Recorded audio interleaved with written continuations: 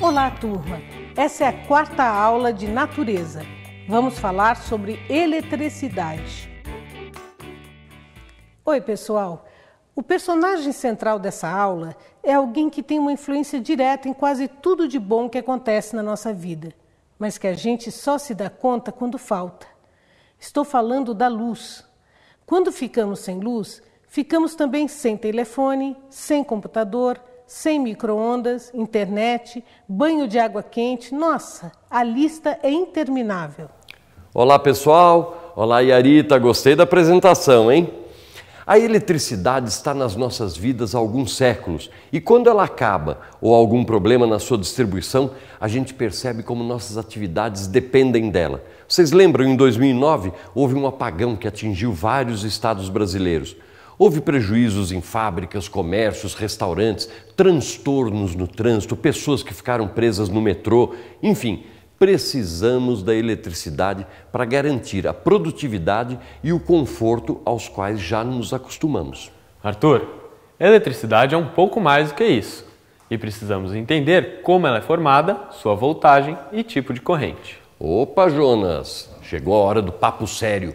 Vamos aos condutores, eletrodos, baterias, correntes e companhia. A primeira coisa que precisamos nos lembrar é: os circuitos elétricos possuem fios condutores ou placas metálicas que têm o papel de ligar a fonte ao aparelho elétrico.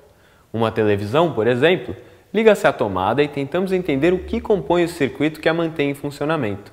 Na verdade, se tirarmos o plástico isolante do cabo, o que é perigosíssimo, isso ficará claro. São dois fios, cada um contendo uma capa plástica, e assim, quando a TV está em funcionamento, o circuito está fechado, possibilitando a ocorrência de uma corrente elétrica, já que os dois terminais da fonte estão ligados por cada um dos fios. Qualquer aparelho elétrico funciona nesse mesmo raciocínio: um circuito fechado e uma fonte de alimentação. Um circuito elétrico simples tem a seguinte composição: uma fonte de energia elétrica, fios de ligação, um aparelho elétrico e um interruptor que liga ou desliga. Vocês estão lembrados que logo na primeira aula de natureza falamos sobre os tipos de força? Pois então, quando falamos de energia, também temos alguns tipos. Além da elétrica, também existe a térmica, por exemplo.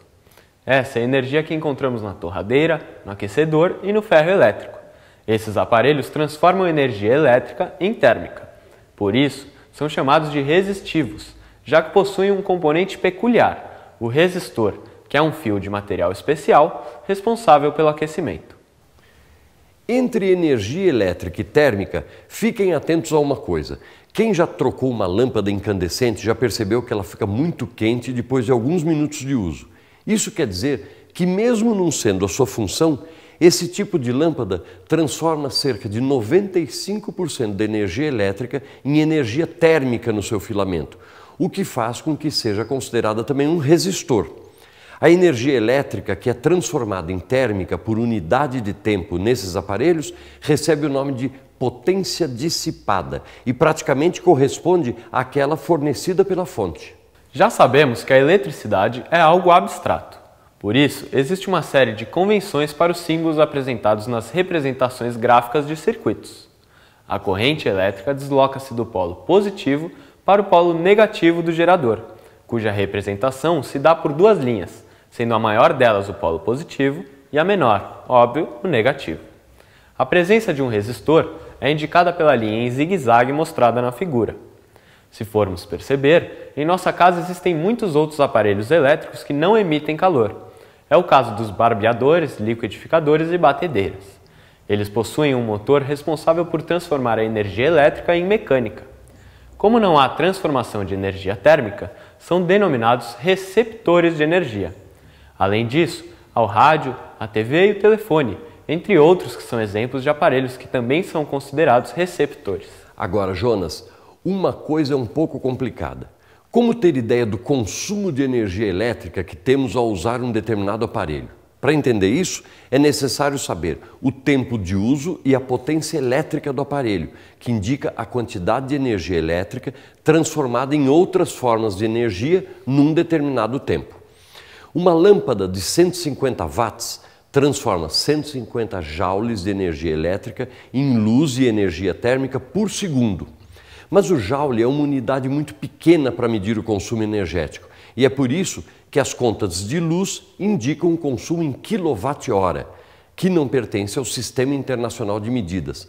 A relação entre essas unidades é dada da seguinte maneira: 1 kWh é igual a 1000 watts vezes 3.600 segundos, que são 3.600.000 joules, sendo esse tipo de transformação frequentemente pedido nas questões do Enem. Arthur, antes de avançarmos nas unidades e fórmulas envolvidas, quero mostrar um exercício para o pessoal. Vejam só. Podemos estimar o consumo de energia elétrica de uma casa considerando as principais fontes desse consumo. Pense na situação em que apenas os aparelhos que constam na tabela fossem utilizados diariamente da mesma forma. A tabela fornece a potência e o tempo efetivo de uso diário de cada aparelho doméstico: ar-condicionado, chuveiro elétrico, freezer, geladeira e lâmpadas. Supondo que o mês tenha 30 dias e que o custo de 1 kWh é de 40 centavos, o consumo de energia elétrica mensal dessa casa é de aproximadamente A. R$ 135, B. R$ 165, C. R$ 190, D. R$ 210 ou E. R$ 230. Para resolver esse exercício, você deve primeiro interpretar as informações fornecidas pela tabela. Ela indica os diferentes aparelhos elétricos de uma casa e o tempo de uso diário e a potência respectivos. A potência refere-se à transformação de energia ocorrida no aparelho a cada hora de uso. Assim, iniciamos calculando o consumo diário da casa através da simples multiplicação da potência pelo tempo de uso, obtendo que a cada dia a casa irá consumir 19,2 kWh. Como o enunciado refere-se ao consumo mensal, multiplicamos este valor por 30 e temos 576 kWh consumidos em um mês. Sabendo que cada kWh custa 40 centavos, uma simples regra de 3 leva ao resultado aproximado. Alternativa E, R$ 230. Sabemos que uma lâmpada sozinha produz e consome uma energia muito pequena. Por isso também indicamos a tensão, que é medida em volt e simbolizada pela letra U. Essa tensão é necessária para que o aparelho desenvolva sua potência. A transformação de energia em um resistor só ocorre porque o circuito é percorrido por uma corrente elétrica, representada por I, e que convencionalmente o faz partindo do polo positivo para o polo negativo. Essa corrente também determina as diferentes potências desenvolvidas por um aparelho, sendo essas grandezas relacionadas da seguinte maneira: I igual a P sobre U, ou seja, corrente elétrica é igual a potência sobre tensão. A corrente é medida em amperes, a tensão em volts e a potência em watts. Falamos que os aparelhos resistivos, como ferros e torradeiras, costumam conter o resistor, fio que pode limitar a intensidade da corrente elétrica no circuito, o que está relacionado ao tipo de material nele utilizado, às suas dimensões físicas e à sua temperatura. Esta propriedade dos resistores é denominada resistência elétrica e representada por R. Em uma lâmpada, diferentes tensões produzem diferentes brilhos, o que se dá pelo fato de uma mudança na tensão provocar uma alteração na corrente elétrica. A reação diferenciada que os materiais apresentam em relação à corrente elétrica pode ser traduzida por uma grandeza denominada resistividade, simbolizada pela letra grega ρ, sendo a fórmula que relaciona estas propriedades a seguinte: R igual a ρ vezes comprimento do fio sobre a área de sua secção transversal, sendo que ρ é a resistividade medida em ohm, L o comprimento do fio medido em metros e A a área de sua secção transversal, cuja unidade é metros quadrados. Então, estes são os famosos resistores ôhmicos, aqueles que satisfazem a lei de Ohm, ou seja, que independente dos valores, possuem uma constante na razão entre tensão e corrente. A relação matemática existente entre essas grandezas é tensão é igual resistência vezes corrente, sendo Ohm a unidade de medida de R, representada pela letra grega ômega. Já falamos que a energia é algo que pode se transformar. Por isso, precisamos falar sobre o efeito Joule, aquele que é explicado pelo princípio de conservação da energia e consiste na transformação de energia decorrente do estabelecimento de uma corrente elétrica no circuito.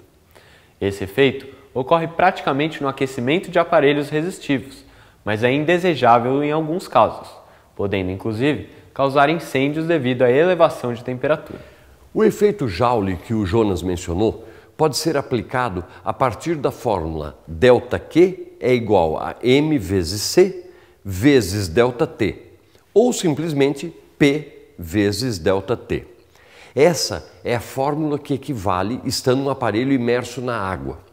A quantidade de calor absorvida pela água, medida em joules, é igual ao produto entre a massa de água utilizada, o seu calor específico e a variação de temperatura sofrida à potência do aparelho, multiplicada pelo intervalo de tempo em que ficou ligado. Vocês devem estar assustados com a quantidade de fórmulas, mas fiquem tranquilos, porque acho que já deu para perceber o quanto estão interligadas. Apresento então mais duas fórmulas. Conhecendo a tensão a que se submete o resistor e a corrente elétrica estabelecida, podemos trabalhar com qualquer uma das duas. Potência pode ser tensão vezes corrente ou resistência vezes corrente ao quadrado. Bom, voltando um pouco para a aplicação prática da elétrica, existem duas maneiras básicas de se associar resistores para o estabelecimento de grandes circuitos, como o de nossas residências, em paralelo e em série. Os resistores em paralelo funcionam assim. A corrente elétrica divide-se circulando por caminhos diferentes, não havendo, devido à interrupção de um desses, interferência no funcionamento dos outros resistores. Nesse caso, a corrente percorrida em cada resistor é inversamente proporcional à resistência elétrica desse. Todos os resistores da associação submetem-se ao mesmo valor de tensão. Então é assim que chama? Interruptores em paralelo. Acho super legal quando desço uma escada e posso desligar embaixo. Você liga em um e desliga em outro. Afinal, depois de subir uma escada, ninguém vai descer para apagar a luz, não é mesmo? Interruptores em paralelo. Pequenas invenções que nos trazem grande comodidade. Para ficar mais fácil de entender, imaginem uma árvore e seus vários galhos. Se quisermos saber seu peso total, precisamos somar cada ramificação. O mesmo acontece com as correntes elétricas. Para sabermos a corrente total, precisamos somar todas as frações. Quando aplicamos a fórmula R igual a U sobre I para cada um dos resistores, temos uma equação que nos indica a resistência equivalente, ou seja, aquela que, substituindo os outros resistores da associação e conectada à mesma fonte, permite o estabelecimento da mesma corrente I. Ela é assim: 1 sobre R é igual a 1 sobre R1, mais 1 sobre R2, mais 1 sobre R3, e assim sucessivamente, somando quantos forem os resistores associados. Quando os resistores estão ligados em série, o desligamento de um dos resistores provoca o desligamento de todos os outros. Isso ocorre pois o caminho percorrido pela corrente elétrica não é dividido e sua interrupção impede que essa continue estabelecida. Ligadas em série, lâmpadas têm menor brilho do que as ligadas em paralelo, pelo fato da tensão ser dividida entre os resistores. Por isso, tensão é igual à soma de todas as tensões envolvidas. Nesse tipo de associação, todos os resistores são percorridos pela mesma corrente. A partir daí, podemos dizer que o número de resistores iguais e a corrente percorrida em cada um são grandezas inversamente proporcionais. Nesse caso, o cálculo da resistência equivalente é simples, dependendo apenas da soma das resistências de cada um dos resistores. Bom, pessoal, espero que tenha ficado tudo clareado. Agora, não deixem de fazer os exercícios e apaguem a luz quando terminarem. Até a próxima aula. Pessoal, espero que tenham gostado da nossa conversa. Se tiver dúvidas, pode dar replay na aula, mas não deixe de fazer os exercícios e ver os materiais complementares, ok?